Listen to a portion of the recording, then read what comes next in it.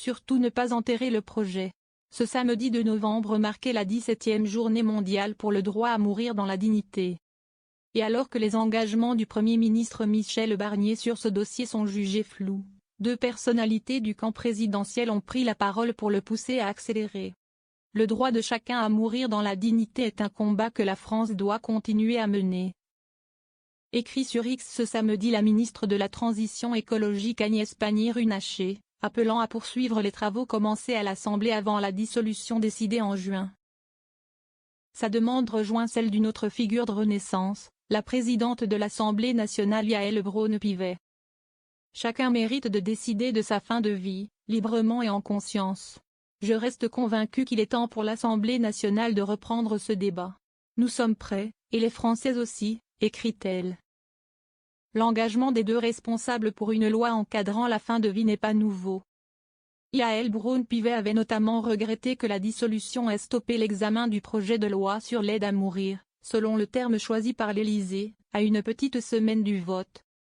Je souhaite qu'il soit réexaminé à l'Assemblée nationale avant la fin de l'année, plaidait-elle le 24 septembre, 3 jours après la présentation du gouvernement Barnier.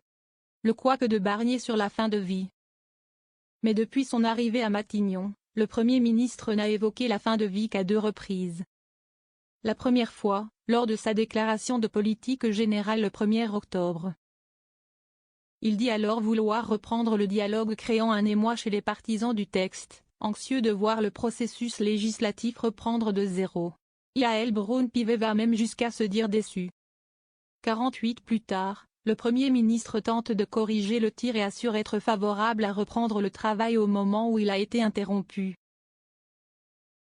Michel Barnier dit être personnellement d'accord avec le texte déposé par l'ancien gouvernement, mais ce n'est pas forcément le cas pour les nombreux amendements déjà adoptés sous la précédente législature. Le Premier ministre a indiqué vouloir reprendre les discussions en début d'année 2025. Mais depuis, silence radio et le sujet n'a jamais été mentionné par la porte-parole du gouvernement après les conseils des ministres. Face à un chef de gouvernement issu des Républicains, famille politique frileuse sur ce sujet, les messages de Yaël Braun-Pivet et Agnès Pannier-Runacher sonnent donc comme un petit coup de pression.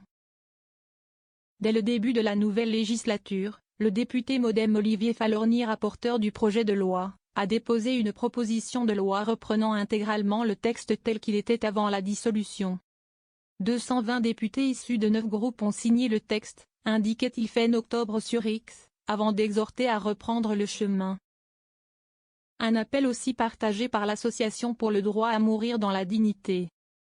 Il est temps de reprendre l'examen du texte de loi relatif à l'accompagnement des malades et de la fin de vie avant que, pour nous aussi, il ne soit trop tard.